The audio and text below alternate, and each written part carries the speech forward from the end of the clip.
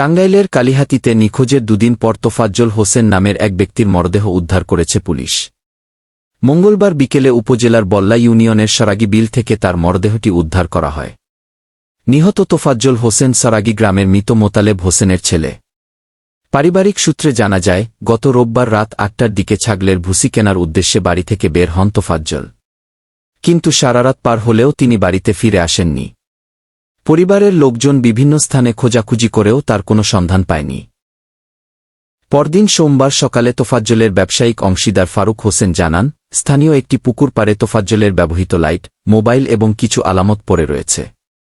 খবর পেয়ে police, fire service ও ডুবুরি দল দিনভর আশেপাশের কয়েকটি পুকুরসহ বিভিন্ন স্থানে তল্লাশি চালায়। কিন্তু সে সময় তার কোনো খোঁজ মেলেনি।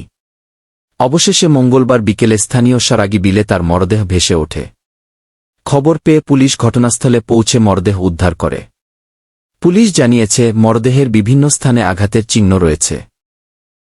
ঘটনার সুষ্ঠু তদন্ত এবং ময়নাতদন্তের জন্য মরদেহ মর্গে পাঠানো হয়েছে। এ বিষয়ে একটি মামলা দায়েরের প্রস্তুতি চলছে এবং অপরাধীদের শনাক্ত করতে পুলিশ কাজ শুরু করেছে। আজকে আমি মোহাম্মদ ওসমান গনি, কালিহাতী থানা, টাঙ্গাইল জেলা।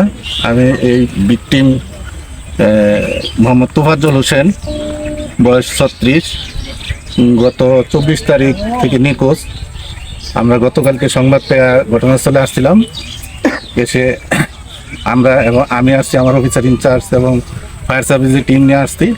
খুব অন্য এই এলাকায় খোঁজাখুঁজি করে কোথাও পাওয়া যায় নাই, কিন্তু আজকে 3:30টার দিকে এই ডিজিসের লোক টেলিফোন করে বলছে যে এই ডিজিসের বাড়ির পূর্ব পাশে বিলের মধ্যে লাশ দেখা যায়।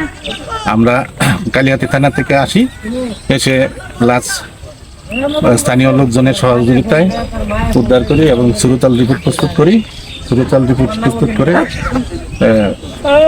টাঙ্গাইল সদর হাসপাতালে প্রেরণের জন্য ব্যবস্থা গ্রহণ করি।